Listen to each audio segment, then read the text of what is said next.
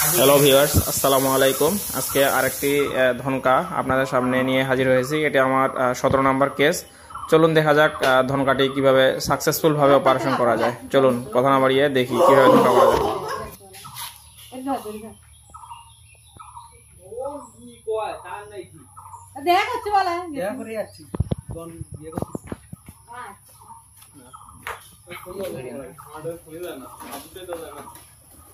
হলুদ নেই এখন না হলুদ তো পানি আছে ডিস্টার্ব